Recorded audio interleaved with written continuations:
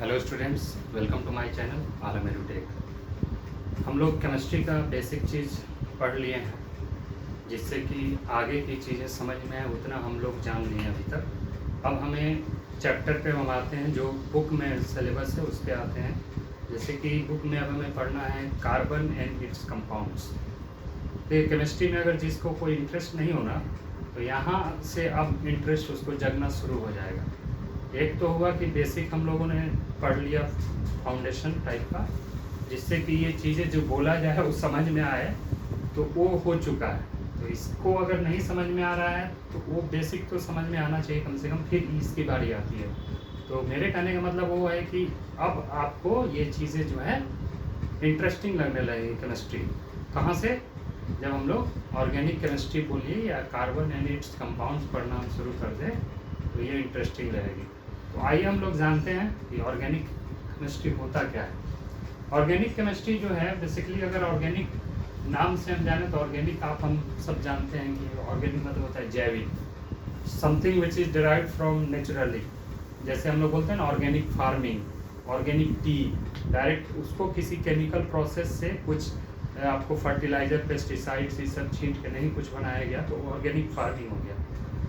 तो ऑर्गेनिक का मीनिंग तो यही होता है। अब इसका केमिस्ट्री में क्यों नाम जुड़ गया ऑर्गेनिक, ये समझने वाली चीज़ है।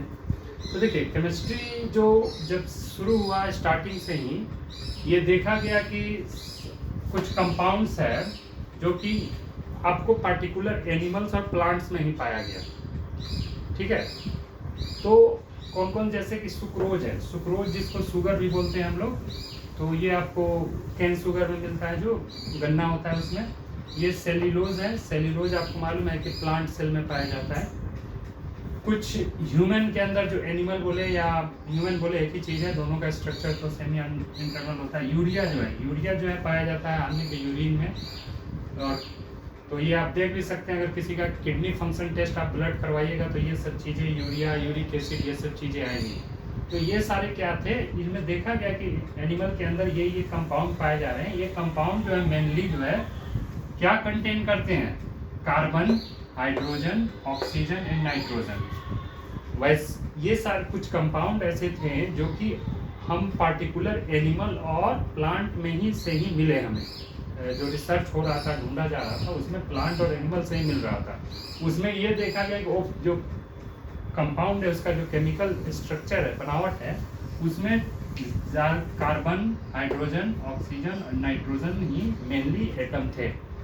तो ये चीज़ पता इस थ्योरी से ये पता लगा कि कार्बन जो है आपको ही ऑर्गेनिक केमिस्ट्री में हमारा सब में कार्बन है। जैसे यहाँ देखिए यूरिया, NH2C, C यहाँ पे है ना, कार्बन। देखिए कार्बन है, यहाँ एमिनो एसिड जिसको हम लोग प्रोटीन भी बोलते हैं, एमिनो एसिड को क्या बोलते हैं? प्रोटीन भी बोला जाता है। हमारे बॉडी के अंदर पाया जाता है ह्यूमन में। इसका जो फॉर्मूला है यहाँ पे देखिए, कार्बन है ना, ये यहाँ भी कार्बन, यहाँ भी कार्बन। ये देखिए कार्बोहाइड्रेट जिसका फॉर्मूला ये होता है, यहाँ पे देखिए कार्बन। ये ग्लूकोज है, ग्लूकोज आपको मालूम होगा कि शुगर का टेस्ट होता है तो ग्लूकोज का ही टेस्ट किया जाता है, ग्लूकोज का लेवल कितना है, क्योंकि ग्लूकोज से ही शुगर बनता है। तो ये आपका देखिए इसमें भी कार्बन है।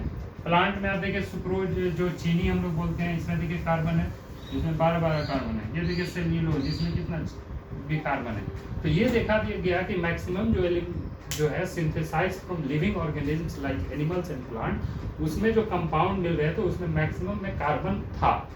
तो इसलिए इसको नाम दे दिया गया ऑर्गेनिक केमिस्ट्री। जो कार्बन का स्टडी हम लोग करते हैं केमिस्ट्री में, उसको नाम दे दिया गया ऑर्गेनिक। ऑर्गेनिक का ऐसे मीनिंग जैविक इसीलिए दिया गया क्योंकि ये जो इसके कंपाउंड्स है मैक्सिमली ड्राइव किससे होते थे? Synthesize from animals and humans and plants, इसलिए इसका नाम दिया गया। और इसके बेसिस पे एक थ्योरी भी दिया गया जो कि बहुत ही जान लेना जरूरी है।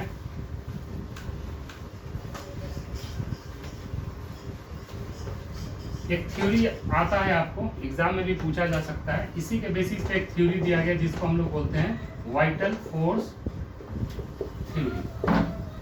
Vital force theory, vital force theory में क्या बोला गया कि ऑर्गेनिक कंपाउंड्स, इसमें ये बोला गया कि organic compounds can not be prepared in laboratory. Organic compounds को आप लेबोरेटरीज में नहीं बना सकते हैं। It can only be synthesized from animal, जिसमें ह्यूमन भी आ जाता है। आप ह्यूमन या एनिमल एक ही चीज है, एनिमल, ह्यूमन एंड प्लांट। यही वाइटल फोर्स थ्योरी है। वाइटल फोर्स थ्योरी क्या बोलता है कि organic compounds can not be prepared in lab. हम लैब में नहीं बना सकते इसको, नेचुरली जो ऑकरिंग सोर्स है लाइक प्लांट्स, एनिमल्स में से हम निकाल सकते हैं। तो सही बात था कि जैसे कि आपको प्रोटीन हो गया, कार्बोहाइड्रेट हो गया, ग्लूकोज हो गया, ये तो सब ह्यूमन के अंदर था। प्लांट के अंदर सेल्यूलोज मिलता था, आपको सुक्रोज मिल जाता था। तो और भी इसके अलावा बहुत सारे कंपाउंड है हमारे बॉडी में, यूरिक एसिड है जैसे, ठीक है, फ्रुक्टोज है, तो ये सब चीज़ें भी बहुत सारे हैं, और फैट है, स्टार्च है, तो ये सब चीज़ें ह्यूमन के अंदर पाए जाते थे। तो ये थ्योरी एक दे दिएगा वाइटल फोर्स थ्योरी कि इनका जो निर्माण है अपने आप ही नेचुरली प्लांट और ह्यूमन के अंदर होता है, इसको हम लैब में नहीं बना सकते हैं। लेकिन इसके बाद क्या हुआ कि इन 1828 ईस्वी में एक जर्मन साइंटिस्ट थे, जर्मन साइंटिस्ट ओलर, जर्मन साइंटिस्ट, इनका नाम क्या था, ओलर। इन्होंने क्या किया, प्रिपेयर्ड किया यूरिया, जो कि एक ऑर्गेनिक कंपाउंड्स है। अभी हम लोग थोड़ी देर पहले देखे ना, ऑर्गेनिक कंपाउंड यूरिया जो हमारे यूरिन में से निकलता है, ऑर्गेनिक कंपाउंड है ये। Prepared urea organic compounds in lab, ठीक है। इन्होंने क्या किया कि एक ऑर्गेनिक कंपाउंड जो कि जिसका नाम यूरिया था, लैब में बना दिया। अब तो ये थ्योरी खत्म हो गया। ये थ्योरी तो बोलता था ना कि आपको लैब में नहीं बना सकते हैं, वाइटल फोर्स थ्योरी, आप सिर्फ नेचुरली से। लेकिन 1828 में जो साइंटिस्ट ओलर थे, इन्होंने लैब में यूरिया बना दिया। यूरिया जो कि ऑर्गेनिक कंपाउंड है, किससे बनाया, अमोनियम साइनेट को इन्होंने हीट किया और क्या बना दिया, NH2CO NH2, ये आपका यूरिया है, ठीक है। ये यूरिया देखिए ऑर्गेनिक कंपाउंड है, कार्बन लगा हुआ है, ठीक है। तो ये लैब में बना था, ठीक है ना, अमोनियम साइनेट से। तो ये चीज जो है इसको डिस्कार्ड कर दिया, इसको खत्म हो गया। उस समय से ये आपकी वाइटल फोर्स थ्योरी अब नहीं है। अब ऑर्गेनिक कंपाउंड्स हम लोग लैब में भी बना सकते हैं। तो ये वाइटल फोर्स थ्योरी के बारे में आता है कभी कभी एग्जाम में, है क्या, तो यही था। लेकिन अब ये इट इज नो मोर। जब से ये डिस्कवर्ड हुआ कि लैब में भी हम ऑर्गेनिक कंपाउंड्स को बनाया जा सकता है, तो ये आपका थ्योरी खत्म हो गया, ठीक है। अब आइए समझते हैं अब आगे।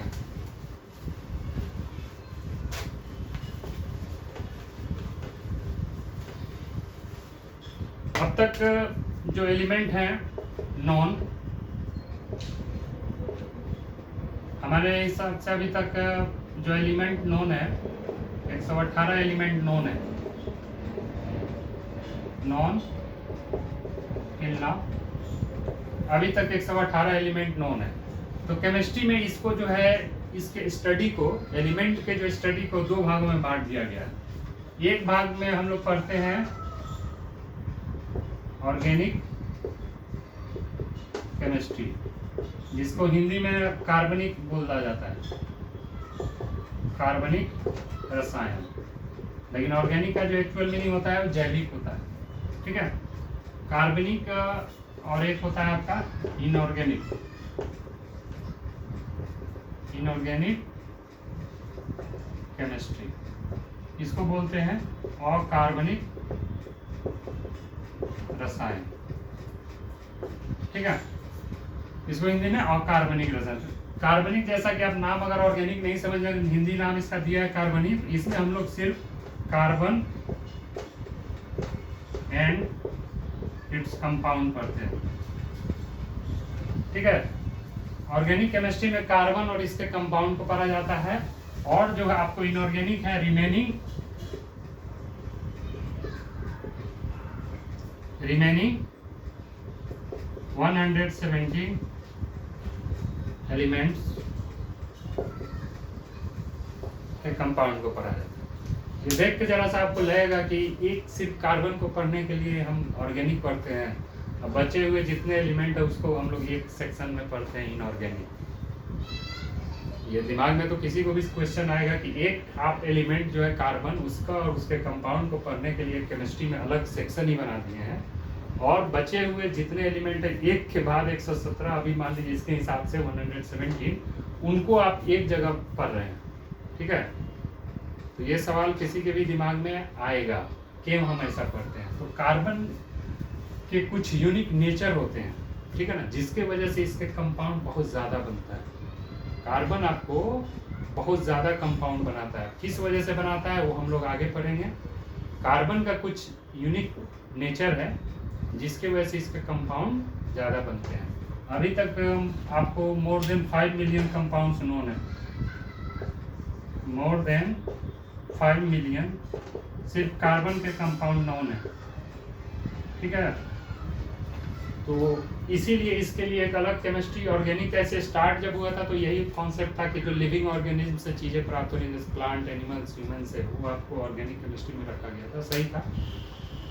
अब आगे जब इसको ये पढ़ा जाए कि कार्बन के लिए सिर्फ एक अलग ब्रांच केमिस्ट्री में रख दिया गया है या बाकी रिमेनिंग के लिए अलग रख दिया, तो इसका अब रीज़न क्या है इसको भी हम लोग आगे पढ़ेंगे कि कार्बन क्यों इतना ज़्यादा कंपाउंड बनाता है।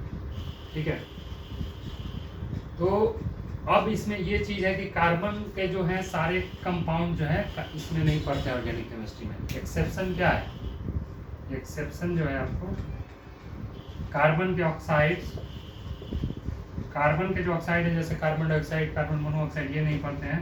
कार्बन के कार्बोनेट ये नहीं पढ़ते हैं, जैसे कोई बोलते कार्बोनेट जैसे होता है ना, CO3 इसमें लगा रहता है, अब ये भी बोलेंगे भी कार्बन, ये हम नहीं पढ़ते हैं। ऑक्साइड कार्बन भी नहीं पढ़ते हैं ऑक्साइड, और कार्बाइड भी नहीं पढ़ते हैं, CaC2 कार्बाइड नहीं पढ़ते हैं, और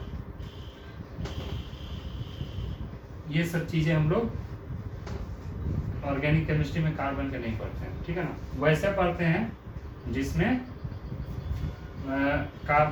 कार्बन इन इट्स कंपाउंड्स, जिसमें हाइड्रोजन जरूर लगा हो, या इसको दूसरा नाम हाइड्रोकार्बन मान लीजिए। केमिस्ट्री में जो हम पढ़ते हैं ऑर्गेनिक केमिस्ट्री में, कार्बन इन इट्स कंपाउंड, किस तरह का कंपाउंड जिसमें हाइड्रोजन जरूर लगा हो, हाइड्रोकार्बन, इसीलिए इसको हाइड्रोकार्बन बोलते हैं। ठीक है ना, और जिसमें ऑक्साइड ये सब में हाइड्रोजन नहीं रहता है, इसको अलग रखा गया है। ठीक है, तो चलिए हम लोग अब आगे जो है कार्बन इन इट्स कंपाउंड्स अगले क्लास में पढ़ेंगे। Okay, thank you, have a nice day.